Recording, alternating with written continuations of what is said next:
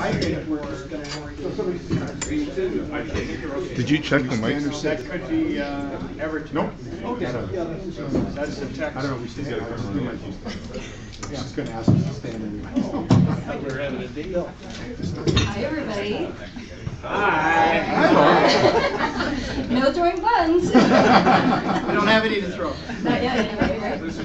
Anyways, I'd like to thank Rick for being our gracious greeter. You're a greeter today. Yeah, well, I wasn't really over there though, but I was mingling so far. That's okay. Wandering greeter. Wandering greeter. That's okay. We'd like to start with O Canada. Who would like to start singing? Rick? No? Oh, come on. O Canada, our home and native land, through patriot love, in all our sons command. With glowing hearts we see thee rise, the true north, strong and free. From far and wide, O Canada, we stand on guard for thee. God keep our land, glorious and free. O Canada, we stand on guard for thee. O Canada, we stand on guard for thee. That went way better than if I had started. Do you want to raise a toast?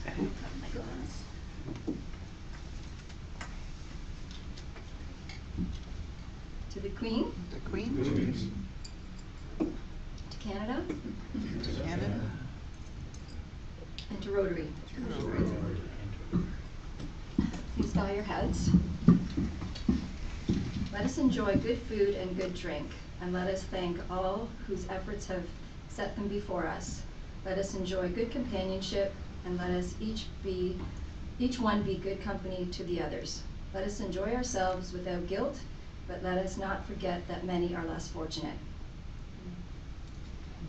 So do we have any guests of the club today?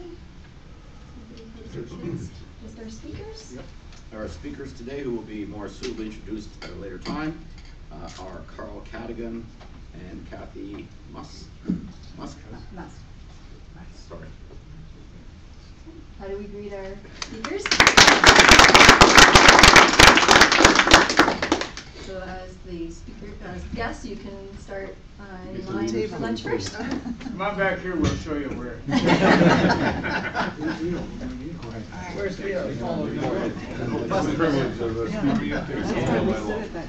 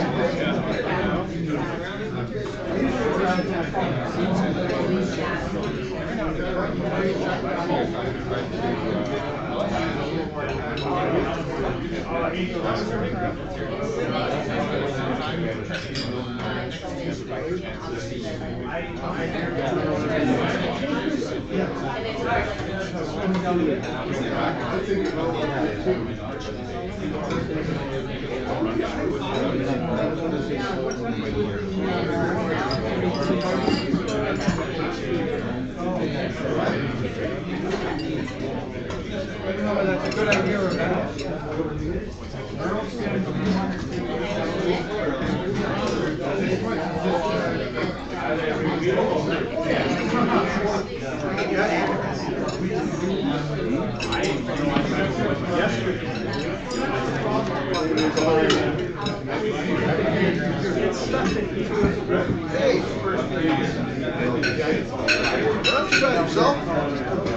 don't know if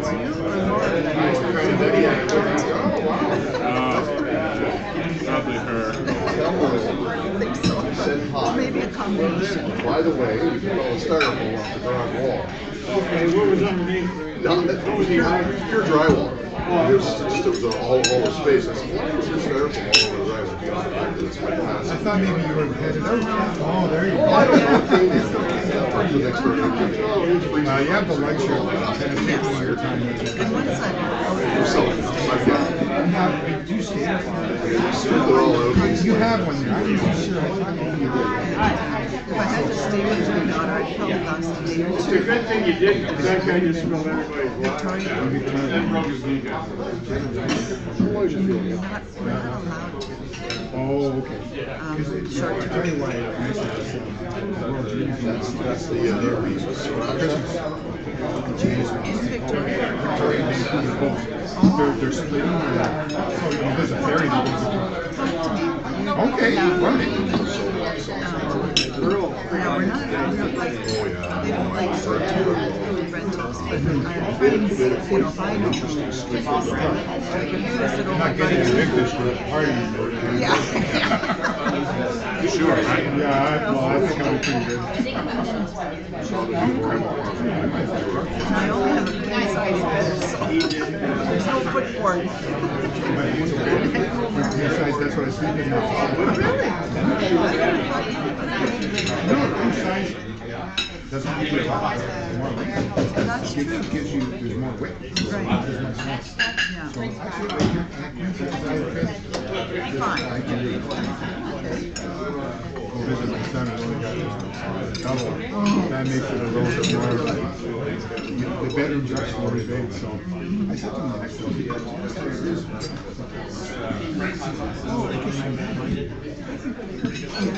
Look at, we get up in the morning anyway, the house is like, it's not a big deal. And then they don't have to. Well, then, for some reason he thinks that we like, yeah, not like when you look down the model, four bedrooms. Yeah. 5 bathrooms or whatever. Yeah. So when are you going to Victoria? Question is essential. As soon as I can. As soon as I can. 4 o'clock. Driving to work, it's on there. The freezing cold, I'm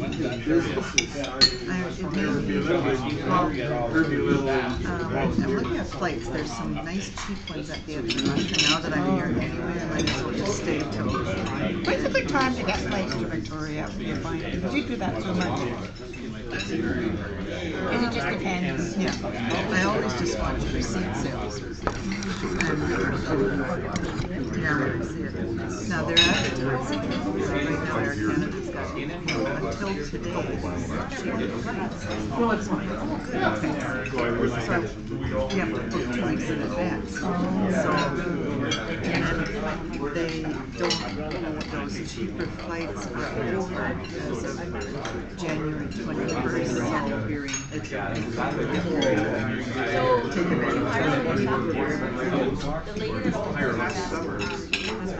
We have, my youngest is coming back from Canada, she's been so and down the cruise ship, her boyfriend is from the UK, so we're going to go over, moving to Canada. We've got a visa, because we're in Canada. So we're going to go back before he moves over to meet them, and we've never met the family. So I got my ticket. It's 3 days after the royal wedding.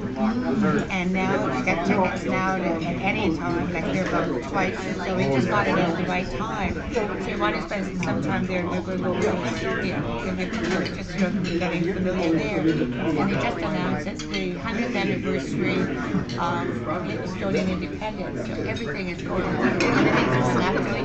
We run out on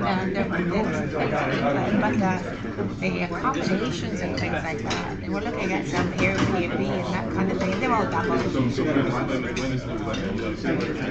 Well, there's no wedding. Oh, the royal wedding. Yeah, there's no wedding in my family. Yeah. Royal wedding is May 2nd. I'm looking at those I think anything between the beginning, like May and June, is just,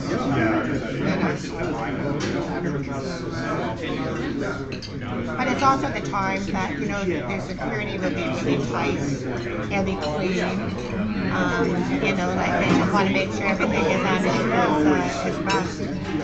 But it doesn't mean it's going to be busy. There's some things I want to go to the war room, so I'm getting collecting things and, suggestions for people to do. But that is just going to be just for projects that we have a friend who was, she used to live in London. Never stop. 10 years ago, and every year she writes we have never gone. There was a stack of garbage anywhere.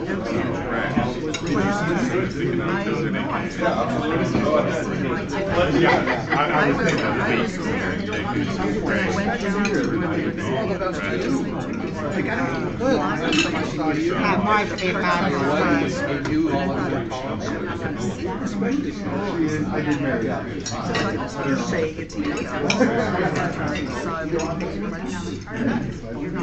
Yeah, get away.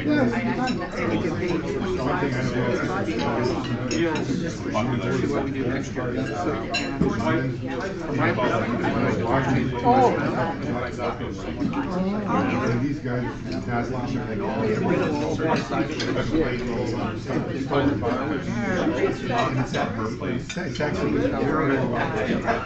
that was a popular talk suggestion. I've gone to a couple of people who say London is the center of the universe. And first time, how would you suggest walking tours of the number one suggestion from but in the specific, that would be a rather interesting walking tour. I'll tell you, the city called London, they dealt with it.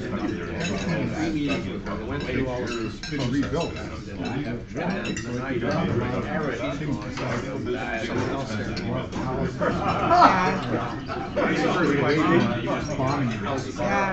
We did it 3 days in London, 3 days in Paris. And then you go to Paris, and they never have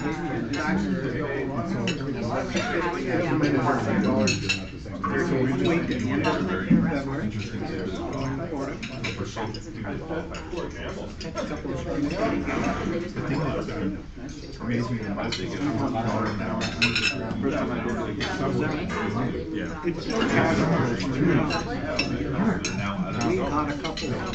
It's insane how, and that's what I wonder why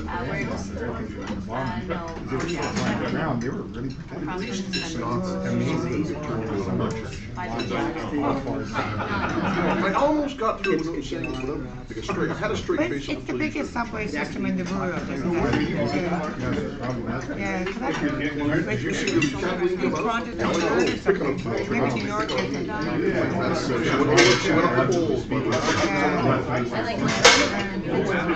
So, your birthday present to her? Blue Jays are in that. Go for it. Now making elevators that are going to be like subways, like now elevators go up and down. And crazy. So we're looking at after the playoffs. And then that subway system. Like rather than building them 60 stories or 80 stories or whatever it is, they can bring elevators to the create a whole different way of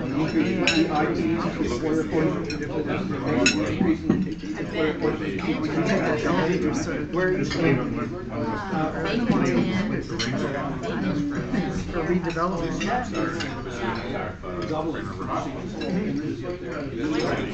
What did you say about the rising water levels in some of the large cities, London,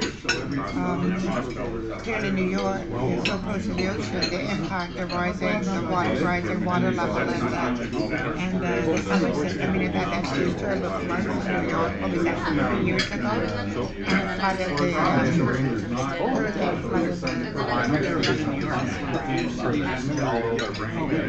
flooded We're even to get, not just a ticket.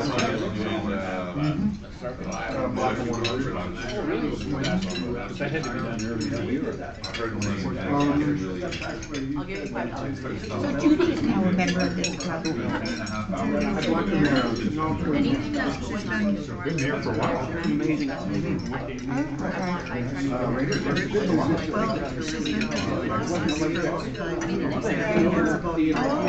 I was very much. I was going on the Facebook page to look for faces that I knew. I thought your name. And I thought you Can't forget it. must get an old photo. She joined in the next weekend later. He must have moved over right after all your work was done. Finished my contract there. And Actually started. I've known that house for a long time. When I worked at Price and I got to know when Carl opened up this role, it just couldn't ignore it. You ended up working with Kathy. Yeah. She's the actual. The capital. They're very generous. Thank you. And that was a big so thank you. And it's interesting because they can never know how funds go. Yeah. You have to kind of catch at least a year after. Yeah. Well, you know, it's like you got to. Oh, yeah. We have the big pool that they use to go to hospitals or universities. Yeah. And that's all. Yeah. Corporate stuff. And then Yeah. the division gets so much money. But it's so appreciative, you know, and you know, that was the situation that started out with the small agency, not well known, launching something really, really big, and the kind of support, and not only that, but had such an impact, but being able to say really emotional support that, you know, the impact of that. Well, I can see that. I Yeah. had a hard time. It's important for them to say, how do you know It'll be on eBay next week. Gotta be fabulous. I'm in. Is there any left, Carl? I don't know if there's any left or not. A lot left. That's a big time. That image of Where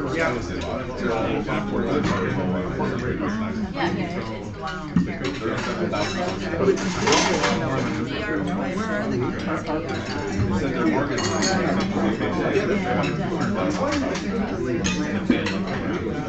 So I had to ask, are all those bought on they bring their flag?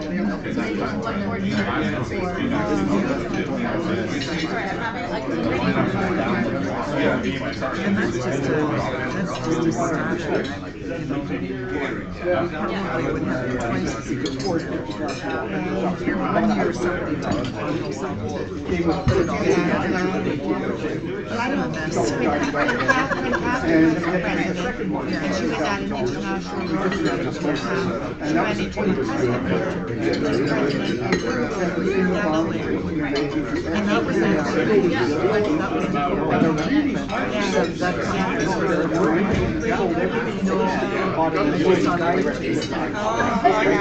And it was, so I got a present for my cousin, so I know somebody from,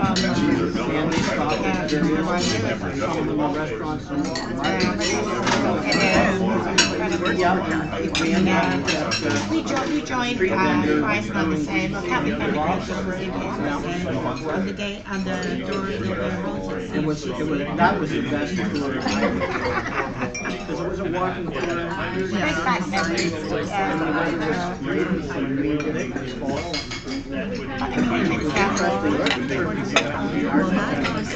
So Rotaries, I mean, they have just been decimated. They're just a full time. Because that was a project for Rotaries around the world to support some of that people they met with about right now, we have 3 of our houses still doing small.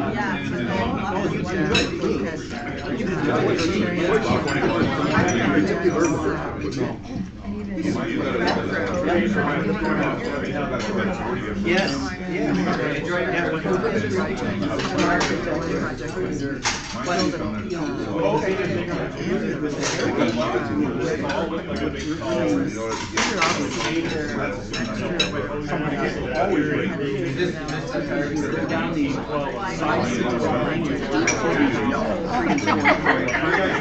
It'll be very cold.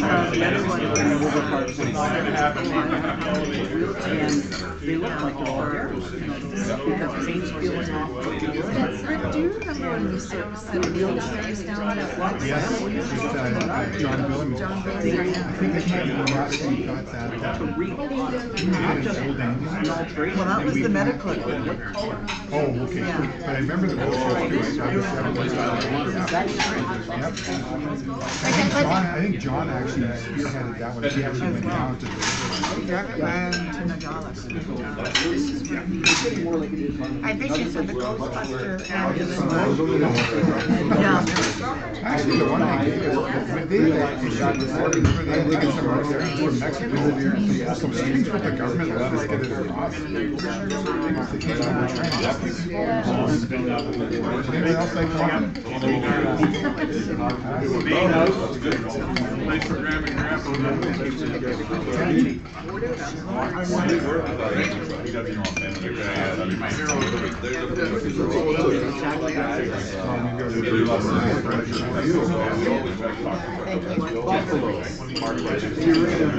And then John, a couple of years did the shoot off this thing too.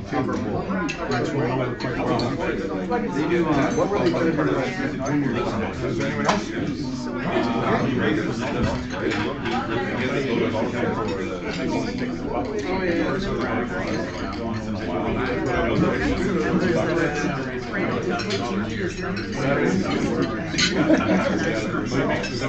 If you don't have a member, it's cheap.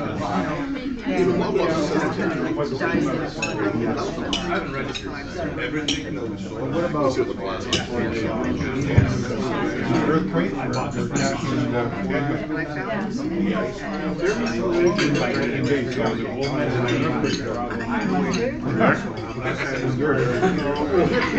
There can't be that. I think it's fine. Like they're I don't know how close they were.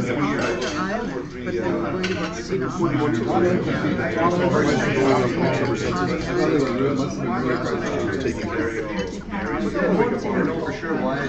No, someone just heard on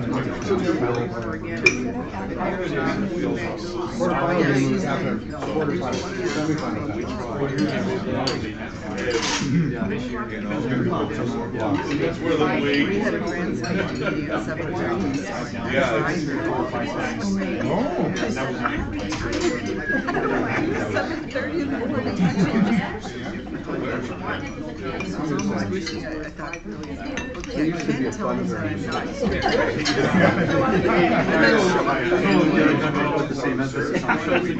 So we're pushing it. Where was the last floor? 4 years ago.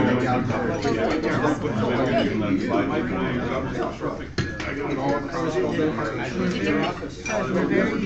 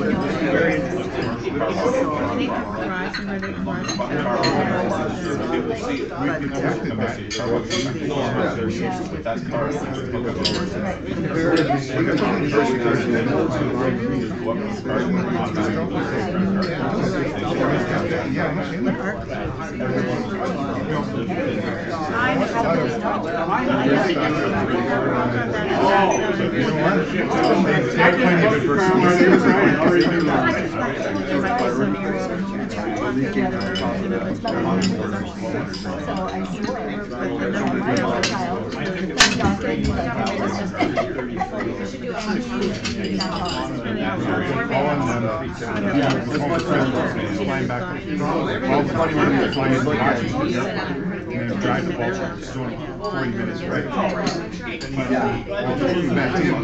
Got the lead in immigration for 3 hours.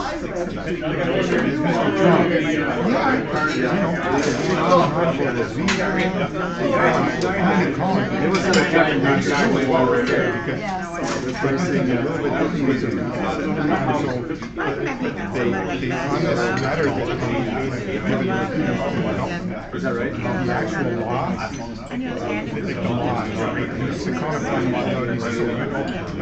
American immigration law better than the I know, but the lawyers that say, but here you go, there's the law that allows you to do it. You're free to go. Sorry we did it's so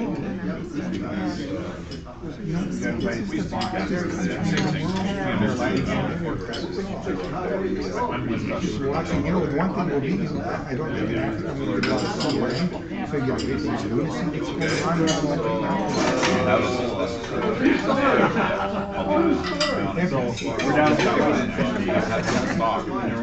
Everyone we had come in. Well, CNN says double for advertising.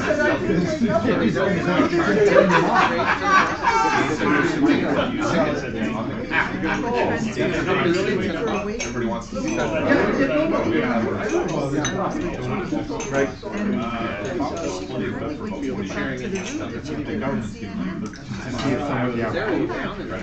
Wait to get back tomorrow with some wine. Just relax. It's interesting.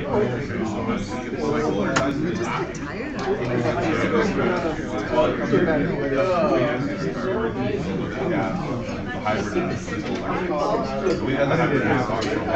Seriously, how do you still shaking? Everybody's shaking their hand. Well, now, hopefully. I don't. In the papers, that she would be a better candidate. Oh, there's that should be better than I can see him in the back of the paper. Everybody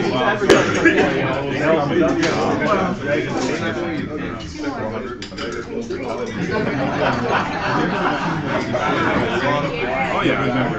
So, there's also Charlie. oh, really?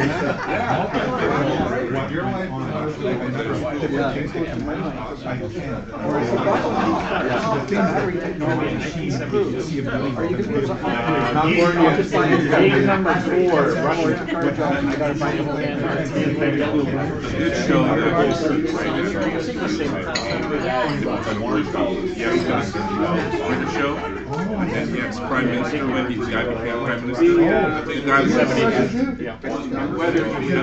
British. It's a wonderful show. Real hilarious. And later on, it was the ex-prime minister. Then he got the prime minister. Oh my goodness. Probably. Oh yeah. And you see the guy is out of it. And his assistants are keep him going. He's staying there. So they're going to turn down. It works, trust me.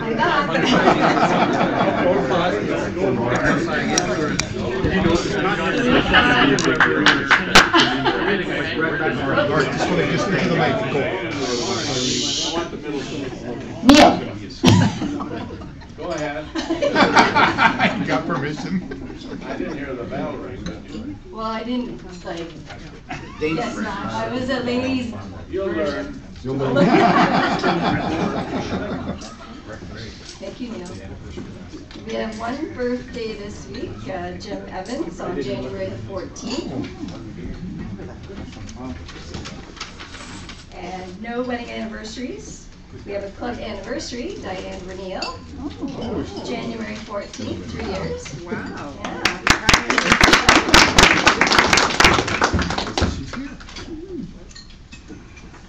So for club business. Next week, President Ed will still be in Honduras, therefore Jerome will be chairing the meeting. And next week, Karen, Spencer, and Julie Powell will be presenting their Who Am I? So we have to make sure we're all here to hear that. The only other business, I think, I know Brad Enns had sent out an email this morning. He wanted to get up and speak today about that, but he just sent out an email instead. And I know that the Sergeant of Arms, there's some volunteers that we require for that for the year, and it's being passed around if anyone can put their name on any missing spots. Laura, does anyone know the date of that? May 16th. For Brad Enns? Yes, is the date of the dinner. Right, that's I don't know the date that he needs the stuff in by. He didn't I'd say. speak to that. I was in Yeah. a meeting with Brad. Sure. It's the actually the year 20th annual dinner. So we've got 3 organizations that are collaborating to make a little bit of, or initially it was thought of as a community service, but we thought that it would be an opportunity to make some money for each of the organizations. So Hockey Helps the Homeless, Kitchener and Westmount Rotary, and Athlete of the Year are all combining on the auction. Going to split the proceeds 3 ways. We're hoping that each of those organizations will get about 30 items. There will be an online auction in April, closing May 1st, and then there'll be a silent auction at the event and a live auction. Our MC is Neil here. Neil's our MC. We're kind of cool. Where's Neil? Yeah, Neil, thank you. So there's going to be 1 or 2 items for you to auction off that night, and that's what it's all about. So. Okay. Thank you. Oh, March 15th is when they want the items. Yeah. Okay. Thanks, John. What kind of things do you want? Look up Dilly. A wheel. I was gonna say, That kind of thing, or do you want? from other auctions, so they say gift certificates, sporting events, and past, like gift certificates tend to do the best in value. So if you know restaurants, just ask your favorite restaurant, and they usually are willing to give. If everyone did that, would be a good. So if everybody in the club got 1 or 2, and only half the people participate, that would give us our 30. Oh, nice. Okay. Thank you. Good. I know Ray would like to say something as well. Yeah, I try to promote this every year. Our club, your club, has helped sponsor Track 3, which is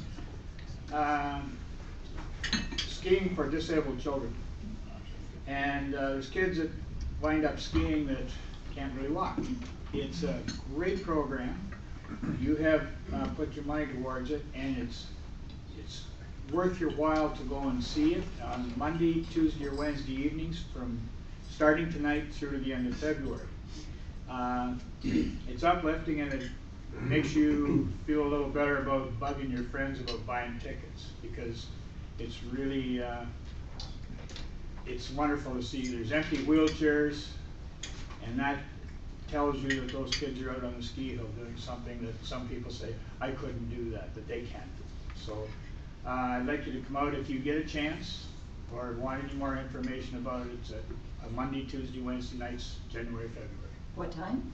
What time? It starts tonight. I think it's 6:30, 6 to 8:30, or 6:30 to 8:30. But it's quite a thing to see, and we're part of it. Our honorary member, well, he's not honorary, Tom Jerry, who everybody in this club knows, has done a ton of work for adapting equipment for children to be able to enjoy some things that able-bodied people can do. Thank you. That's great. Thank you. So August 2, it's starting tonight, you said? It starts, well, yeah. Or it has started? It started on Monday night, and it runs through to the end of February. Where do you guys meet, like when you were there? Chickadee Ski Hill, there's a room for Track 3 kids, and that's our name is on the wall by that room. It's at the lower level. Yeah, it's in the lower level, but at the near the equipment rental room, it's Track 3, and it's quite a thing to see, quite frankly. And Mark would like to say something as well. The Fellowship Committee has put together an afternoon of curling, February 17th. That's the long weekend for Family Day. So everyone is welcome, spouses, kids. We're hoping to get about 25 people. We have 3 sheets of ice from 2 to 4 p.m. If you've never curled before, that's not a problem. We have a curling instructor that'll be there to take the beginners through a video presentation and then some on-ice instruction. We also have enough curlers here that we can have a couple of 1 or 2 games on the other sheets. It's at Westmount. We have the ice from 2 to 4. There'll be some food afterwards. If we're in the 20 to 25 range, the cost will only be about $25 each, including the food. And the bar will be open, so we can enjoy ourselves after as well. So Will there be a sign-up? I'll send out an invitation for that this week. And that's for family too? If you have a spouse or kids that want to give it a try, absolutely. Any questions? Does anybody have? there? Was Jackie there? He's a pro curler. Oh, yes. He's one of the skips. I'll be brushing you. Does anybody else have anything to add? So 50-50. The pot's at $149. And the numbers are Did you buy tickets? 302-582. Oh, 0, sorry. 5820? Yeah. Yeah, salty. Just give me flat. When I trigger But the numbers are close. She trusts you.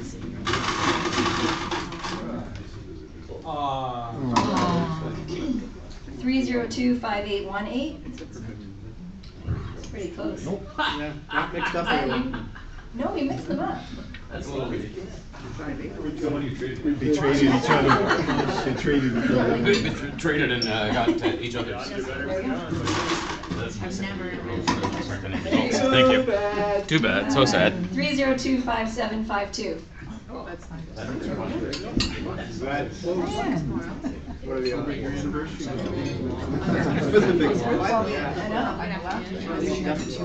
Oh, there you go. So you're at the 149.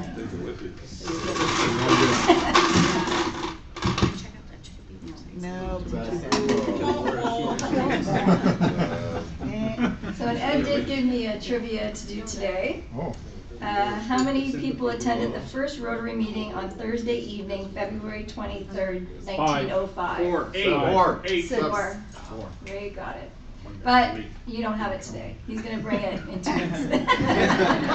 I know. He's not going to want to hold him dry. Thank you, Ray. I'll let Ed know. So now we'll introduce our speaker.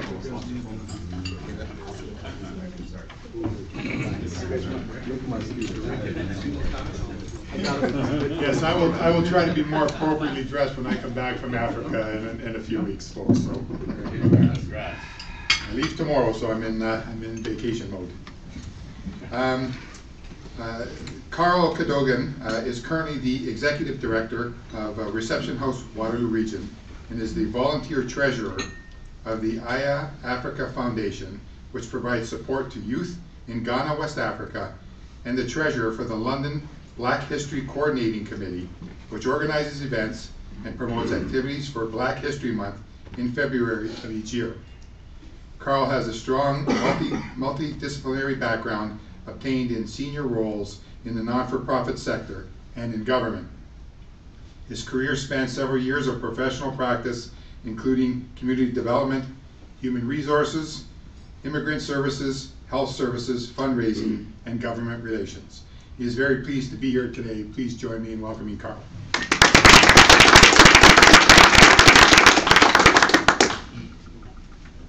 Thank you very much. I can use the microphone, but if you can't hear me, Neil, can you hear me? Hold it in your hand and that'll help. It's portable. It's portable. It's portable? Yes, it is. Okay. So I want to start by thanking this club for all the toys that were donated in December this year, last year, to Reception House. We had a very different December. We had been told by the federal government that we would not see any refugees for December. So, like all good employers, we kind of gave our staff the opportunity to take time off, go on vacation, and that kind of stuff. And then the end of November, they say, well, you're going to get about 60 people in the next, before Christmas. So we ran around and we had most of the people at the house, and we had a few people at a hotel in Kitchener. So we were very pleased to be able to organize events for people at the house, and the toys. Thank you very much for bringing all those toys. The kids were ecstatic. We had got a donation of halal turkeys at a turkey dinner. So thank you all for supporting Reception House. So Kathy told me that this presentation was supposed to be really exciting, and it's supposed to be, but I'm just going to, hopefully the excitement will be from the content rather than from the presentation. So imagine that you live in Syria or any other place where the war breaks out. You have no choice but to flee. Food is scarce. What used to be your home is gone. Friends are gone, families, members have perished. And you are in a camp. In the case of the Syrians, there were a number of camps surrounding that area. Camps in Lebanon, camps in Jordan. There were people who were there from the very beginning of the war. There are people who are still there and have been there for many years. And you're offered a second chance. You know, you're in a camp, United Nations coming around talking to you. They're trying to help you find information, documentation. They're telling you there are opportunities to go somewhere. So you want to go anywhere. People go to Germany, people go to UK, Sweden, but people chose Canada. And you come to this country. Just think of someone, you're going to Africa. Where are you going in Africa? Tanzania and then Morocco. Tanzania is easy. And then Morocco. Really, it is easy. Fair enough. It's easy. Speak English. It used to be British rule. Used to be, it's easy. Tanzania is easy. Go to Togo or yes. They speak French, but try to maneuver. I'm not sure how good your French is, but you know some words in French because you grew up in Canada. People who come here from Syria land on our doorsteps with very, very little English. Next ones. So there are lots of stories about people who've come to Reception House. And a lot of very positive stories. So people leave the camp, they fly to Pearson. They take a shuttle from Pearson to 101 David, that's our house. If you haven't been there, we renovated last year, we're willing to give you a tour. It's a wonderful experience. And one of the unique things about Syrian families, that typically very large families. Most of the people were established in their home country. They had jobs, they had lives, and like this family, they had to leave some of their family behind. So although they're safe in Canada, they're really conflicted because they really want to, they're worried about the family back home. So the money that they're getting an allowance from the government of Canada, they're using it to survive here, but they're also trying to send money back. That's typically what happens to those people. I think United Nations, we use this slide a lot because it talks about what's happening in the world. 65.3 million people are displaced. 21.3 are what people call refugees. As a country, we took in about 35,000 people. This region, we took in about 2,200. That's fairly significant. That's more than the province of Newfoundland, province of Saskatchewan, and the province of Manitoba combined, what we did in this region. A couple of years ago, last year we did a workshop with Mennonite Central Committee and the Mennonite Coalition for Refugee Support, and talk about the 3 lanes of refugees. So there is government-assisted refugees, privately sponsored, and refugee claimants. I think people have heard a lot about claimants because there are some people who've been crossing the border from the US and claiming refugee status. People have always claimed refugee status, whether they come across a real border or an unofficial border. So Canada always deals with claimants. Privately sponsored refugees, the response to the Syrian surge was really amazing. For this country, there's so many people, church groups that got together to sponsor families into Canada. That means you have to raise money, you have to provide support for families. A lot of people do. Probably some of you in this room are connected to families that came. And government-assisted refugees, those are the folks that we deal with. So those are typically people who are probably going through the hardest times. Sometimes they have health issues. They typically have very low English language skills. There tend to be people who've been in the camps longer. So the kids were born in the camp. So they have people who are really in more dire straits than some of the others. And those are folks that we deal with. Before we get to the Mythbusters, I think the other thing I want to mention is that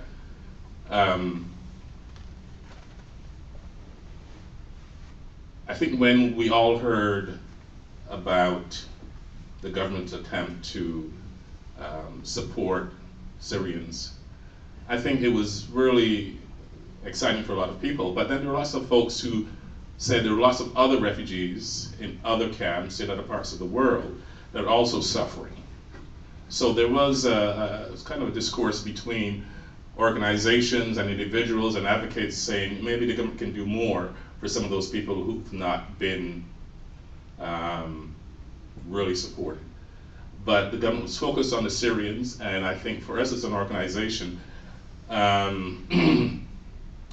before the Syrian surge, we would see about 300 people a year at Reception House. It went from 300 to about 1,000 the first year. So as an organization, we had to ramp up our response to what was happening. And that meant a whole lots of different kinds of things. There are lots of myths about what refugees get or don't get. And we like to give people a little bit of sense of some of the myths. So it says refugees receive more than their fair share of financial support. Typically, a family of 4 gets about $750 a month for housing. They get about $200 a month for food, $80 for communication, and about $80 for transportation. Add that up and think about how you can live in Kitchener-Waterloo for that amount of money every month. The federal government supports the refugee fund. The day they land at the airport, to another year, so 364 more days. Part of what we do as an organization is, during the surge, people stayed generally at a hotel. The first surge stayed at Howard Johnson Hotel, and last year, during the second wave, they stayed at the Holiday Inn in Cambridge. Did you know that the government charges each refugee a fee to fly them here? How many people know that? You don't have to pay back? How many people know that? So when they land here, 6 weeks later, they have to start repaying the federal government for the flight from the refugee camp to Pearson. That's a reality. So that's hopefully gives people a sense of the financial issues people have to deal with when they come to this country. Myth number 2 talks about refugees want to take advantage of the system. And so many people are excited to be here. I think the biggest challenge for people is really settling. I think we talk about people integrating into our community, and that is a big challenge for people. You're coming from a very different culture, whether you're Syrian or you're from Somalia. We had a number of Somali refugees in December, or you're from Iraq or anywhere else. You're coming into a community that's very different from the one you left. You have children that have, as I said, perhaps born in a refugee camp. They don't know anything else but a camp. And they are coming to a country, and we expect them to fit in right away. Fit in right away. You know, we are upset that they don't fit in immediately. And you think about any experience that you've had traveling, you know when you're coming back to Canada, think about experiences you've had that's frustrated you when you travel. And multiply that by 1,000, that's what people have to deal with. Refugees are helpless and weak. We sort of put these 3 people up because everybody knows the woman in the middle. Who's that? Okay. Hussein, he's the Minister of Immigration now. Appointed last year. A refugee from Somalia about 30 years ago. He's a lawyer, grew up in Toronto, did a lot of work in his community. Kanon is a rapper that was very popular he did a soccer song for the soccer Waving flag. Waving flags, there you go.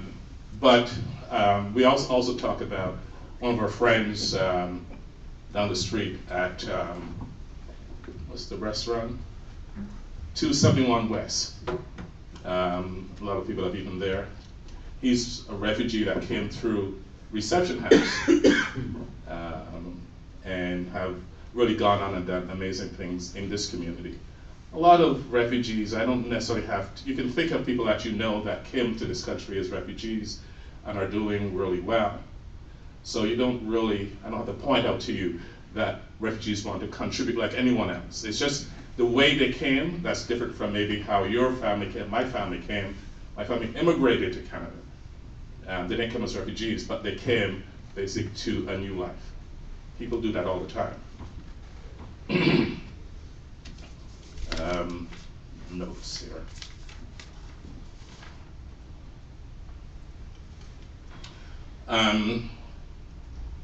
We have been around Reception House. Last year we celebrated 30 years. And we have always worked with government-assisted refugees. And we also work a little bit with privately sponsored groups. So people who have sponsored refugees that are having challenges trying to figure out the system for the folks they've sponsored, not necessarily the people they've sponsored, but the groups. We try to help them through one of the myriad of issues that people have to deal with. Because people are very well intentioned, they sponsor a group, and then they come and they really don't know, besides the financial support, what else they can do for people. So that's what we do. We were started by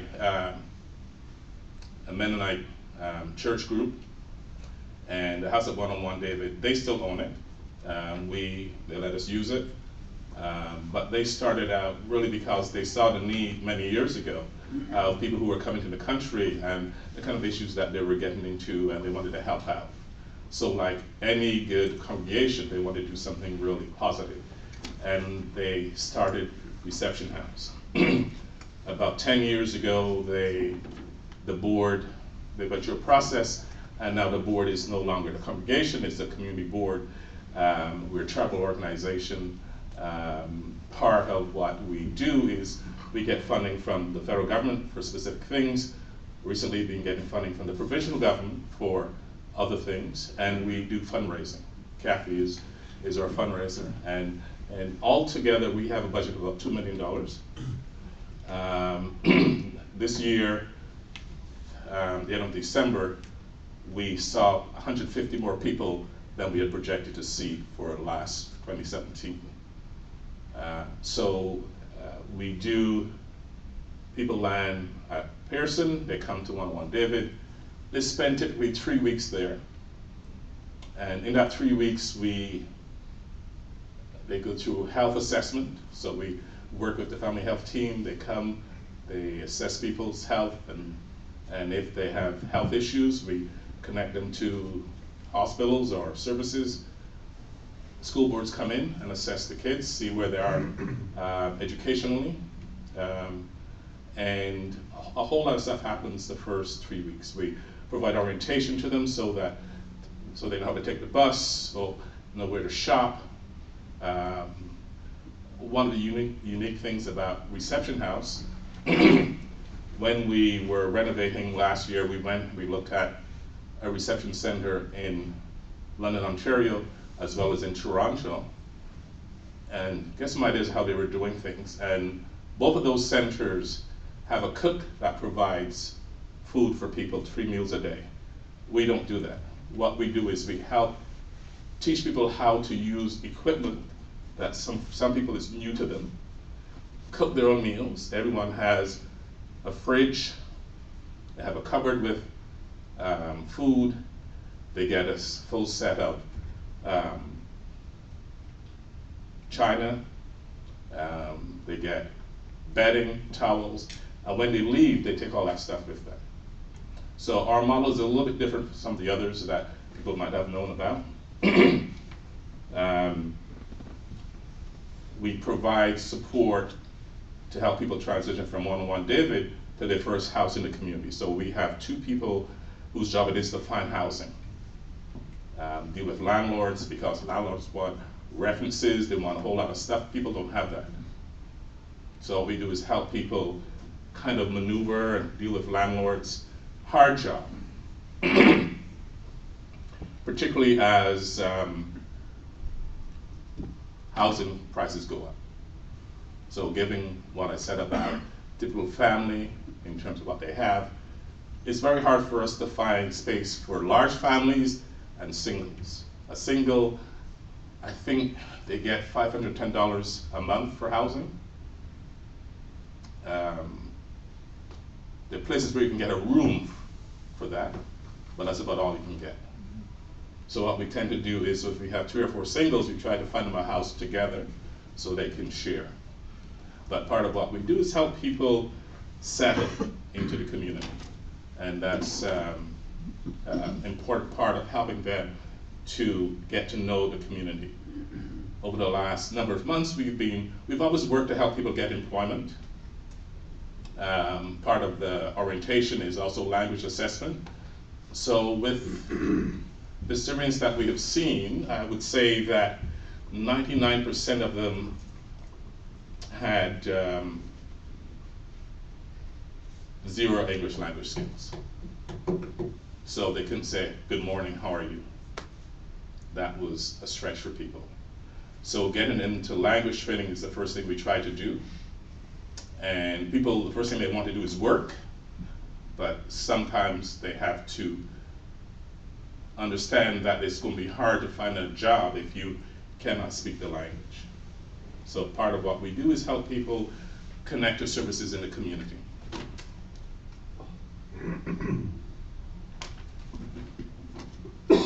Those are the 4 challenges that we deal with. I mentioned housing, English, employment, and social connections. It's really, people feel very isolated, and so how we responded to that is last year, and it came out of working with a church group, Park Ministry United. They had sponsored a family, and they really needed some support for that family besides what they were giving them. So we kind of recruited volunteers to help the families connect socially. And out of that came a program we call the Family Partnership Program, which is really matching Canadian families to refugee families so that they can learn from each other. And every week, like tonight, as an example, Wednesdays, we have volunteer orientations. From that, we pull people who are interested in Family Partnership Program. We have an English outreach program for mostly women who are isolated. They're not in language classes because they're at home minding the kids. And we have volunteers that go in to their homes to help them learn English. And so part of what we do is help people connect to services in the community. This is kind of our menu of services: housing, I talk about healthcare screening, integration support, youth programs. We have been doing a youth program now for about 8 years, and in the last 2 years, because of this Syrian sort of surge, out of all the folks that came to Reception House, about 60% were under 21. So a lot of youth, a lot of kids going to school, a lot of kids who've not been in a school for years, having challenges. So we have a homework club. We have a kind of a social activity club. We have a kind of a sports evening. Typically 40 or 50 kids 3 times a week. And right now we're meeting this morning to talk about really finding space, enhancing the program because there's so much demand. We want to do a lot of work up front with young people because they're more likely to get into issues if they're not assisted during this process. They're still struggling to settle, understand what's happening. Their language skills are getting better, but the cultural differences are significant. So that's part of what we're trying to provide support to people, and young people particularly, and trying to do a lot more to youth because if you think about issues that have happened in other places, it comes out of youth feeling disenfranchised and feeling that they don't have any place to go. So we're trying to do some work, more work to help youth. So that's been a focus. Case management is just really meaning managing families, helping families for the first year to really make sure that they're really settled, they understand what's happening, they've filled out all the forms they need to fill out. If they're paying back their transportation fee and they're feeling stressed, we try to negotiate with the government to take less money as an example. So those are the kinds of things that we do to help families cope. And officially, we're supposed to work with them for 1 year. But generally, we tend to be working with people average about 15 months. And there's some people we work with longer because they need more support. We also use a lot of other resources in the community to connect people to. There are lots of other agencies that do particular kind of work that we help people connect to those agencies as well. But it's an ongoing process. Settling and integrating doesn't happen in a year. Becoming independent, learning English, finding a job doesn't happen in a year. And what we're there to do is help people through the transition. Some people very quickly get connected, get employment, learn English. Some people, they've been in English classes for a year, and they're still struggling with just a basic greetings. So we are working to do some kind of new things to help people. We're working with a couple of employers right now where people are getting jobs, and we're doing English language training in the workplace. So people are working, they're doing WMIS, and they're doing all kinds of training on the job with our support. So a number of things are happening at once, and we're trying to do, it's not very creative, but it's very different from how things have been done in the past. But we're trying to do a lot more. And that's what our little agency does. Thank you for listening. Does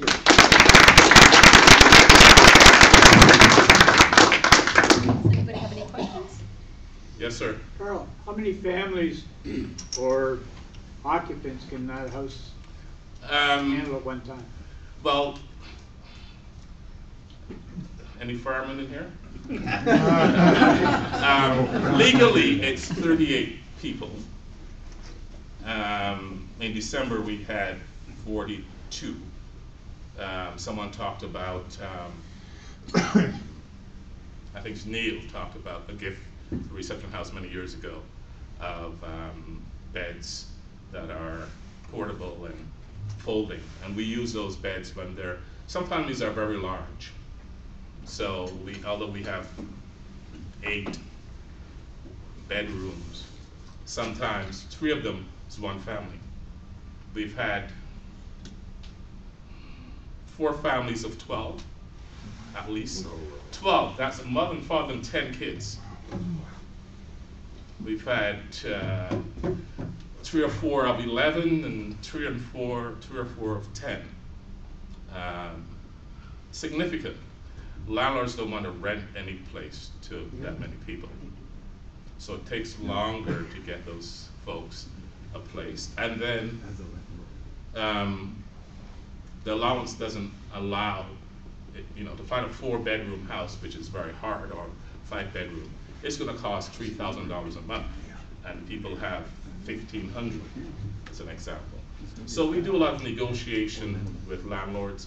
We've been working a lot in the last year. We have a new staff person that's come out of the co-op housing movement. So we're trying to do a lot more work with co-op housing to get people, get the names on lists and get people involved in co-op housing. But housing is one of our biggest challenges. And so our house, we can really legally serve 38 people. And if we have, like in December, we had, I think, 2 families in a hotel, and those families had families already here. So we just had to set them up and just make sure that we did the orientation with them, but they spend a lot of time with their family as we try to get them housing, basically, or try to get their families bigger housing so they can stay with them. Neil first. Yes, I was wondering, after living in camps for years, how are they at adjusting, I know the cultural, but just to the physical environment? Do they take good care of the place? Well, that's part of the orientation is we spent a lot of, we just went, last year we updated, reviewed our orientation because we found that, I'll give you an example that happened last year. Now we have this renovation that we did between January and May. We have brand new equipment, stove, everything, kitchen. Part of the orientation is to really take people how to use the equipment, how to use the stove, how to use the oven. And a guy who was cooking for his family, he was cooking ribs. Luckily, we were there in the house for some reason, and he took the ribs and he marinated them. He opened the oven and he put it just in the oven, not in a container, just on top of the grill, the rack, and turned on the stove and went away. Suddenly, smoke and fire alarms and everything else. So, although we taught people about the oven, I don't think we ever told them, you've got to put the meat in a container, because we make the assumption that they will do that. You know what I mean? Yeah. But those are things that happen. So every time we do an orientation, we kind of learn from what we did before, what happened in between. Generally, people are good. But if you've been living in a camp, you've been cooking on open fire, it's very hard to figure out stoves. And then part of the issues we've had is with how people rear their kids. You know, so if you're in a camp, the kids do everything. They run around, they do stuff. My first month at Reception House, when offices were there, we're no longer in the house as a staff, but there was a banging on the door. Open the door, there's a lady, and there were a bunch of kids who were across the street playing in the water. Okay, and the parents just let them go. And this lady was worried that kids would drown, and of course they could drown very easily. So although we spoke to parents about being with the kids all the time, you know, the parents are sitting, talking, doing whatever they're doing, and they're letting the kids just run free.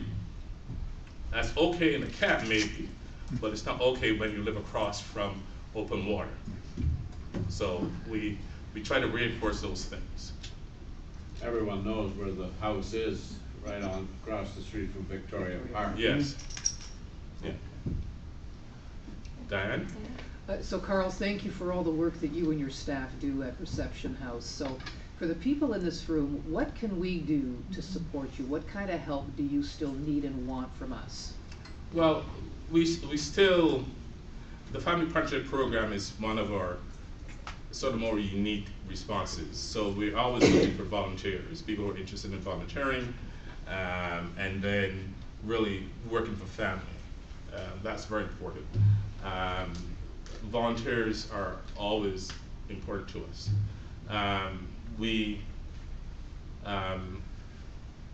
You know, part of what we want people to understand is that, you know, sometimes during conversations and people say things about other people, and people just let it ride. You know, I think, you know, you have to sometimes educate your friends about really some of the things that refugees go through. They're not here to steal your jobs. If they were stealing your jobs, it would be great, but they can't even get an interview. They don't know what a resume is. So there are people who are getting employment, but the kind of jobs that they're getting is not necessarily the jobs that you might want. But we're trying to help people do sort of figure things out.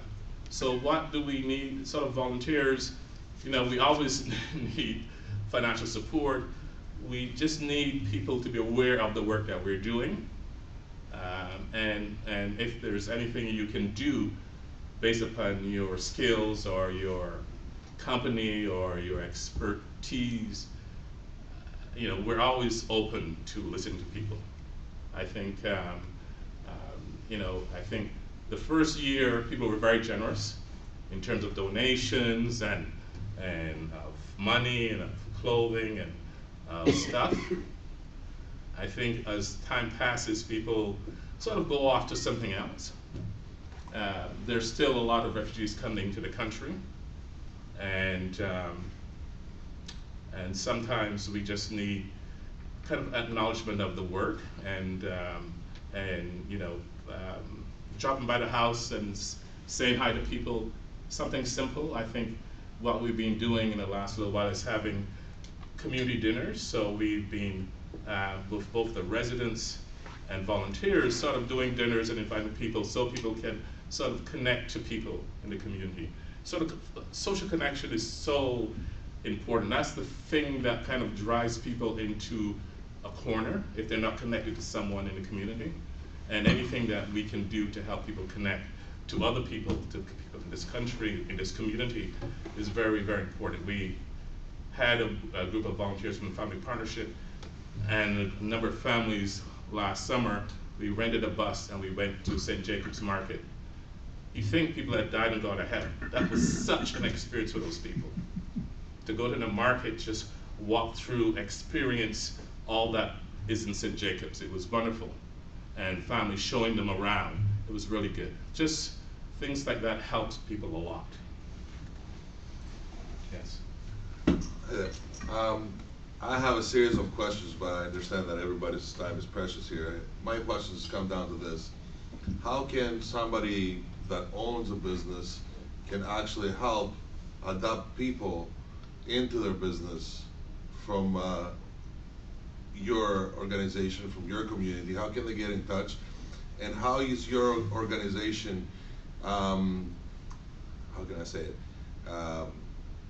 helps prevent businesses from taking advantage of the need these people have? Yeah, that's an excellent question. I think people know that the first wave of people were at Howard Johnson Hotel in Kitchener. And we had, so when they were there, we did everything at a hotel. So the school board came, health team came, language assessment, everything was done at a hotel and done for the first few weeks. We had some salesmen, cell phones, just an example. And we had talked to people about cell phones. We didn't tell people what to buy, what not to buy, what to get, but we said, you know, there are lots of phones around. You want to have a service that maybe is pay as you go so that you don't get into contracts.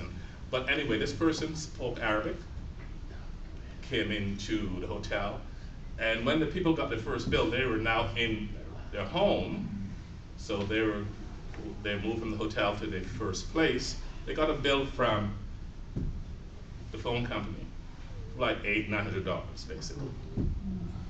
And so we, although we had spent a lot of time talking about the issue of cell phones, we then had to find out all the people that had signed up with this company, and there were about 8, 9, 10 families, all in the same situation. And then we had to go directly to the cell phone company and shame them. You know, we said, if you don't give them a better deal or their money back, we will go to the press. So what we do is try to help people understand there are things that happen, scams that happen, employers that take advantage, people that take advantage. People are just learning about Canada. If you say you're from the government, people respond to you. You come, you knock on your door, you say, I'm from the government, people let you in, and people take advantage. So that's one of the things that we've been doing a lot of work with people so that they don't get ripped off. Employers, we've been working with a couple of employers in this community where they have been amazing. And so right now we have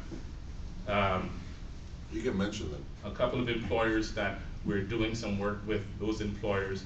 We've actually tried to do a couple of other, we applied for some funds to broaden that, because what we recognize is it takes a little bit longer to get training, to do training for people whose first language isn't English. Health and safety training, WIMIS, you know, it might take you 4 hours. It takes some people maybe 2 days. So some employers don't want to deal with that. That's too long. I want somebody who can work just like that. And some are a little bit more flexible, that allows us to help them and help the people. Because once someone gets a job, those people, that in our experience, people are happy to be working. They don't want kind of a handout. And what we try to do is facilitate that. So we can pass on a card. We're trying to do more of employment. If you're an employer, we can talk to you. We can try to do a lot of that work. So basically the employer has to get in touch with you, and then from there, the Yeah. employer gives Because one of the problems is, if some people walk into your place, they're looking for a job, and if they can say, I'm looking for a job, that might be the extent of their English language ability. And so we try to be the kind of the joint or the connector between the employer I and can share individual. on that. I am taking the most couple of times a year a refugee and training through the working center. Yes. And that's how it works. You can get in contact and I can give you information through the working center. Good. And you will get their support for a couple of months. And then if this person can bring it up to speed, you can keep it. And I had a great experience. I have people promoted from not speaking English, helping them to adjust the schedule with the English classes. And I have two of them, one who was an Iraqi refugee and another one a Syrian refugee. But I'm talking 3-4 years now, and they are in managerial positions. Yeah. Hard working. Yeah. Okay. Good. If anybody has any questions, they can talk to Carl. I stay around. Again, thank you very much.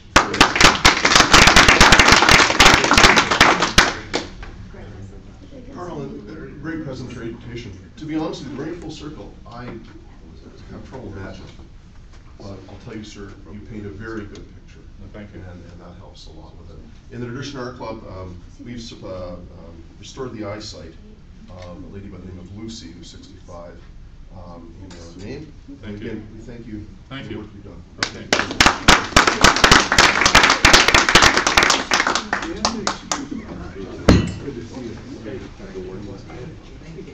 Thank you, Karen.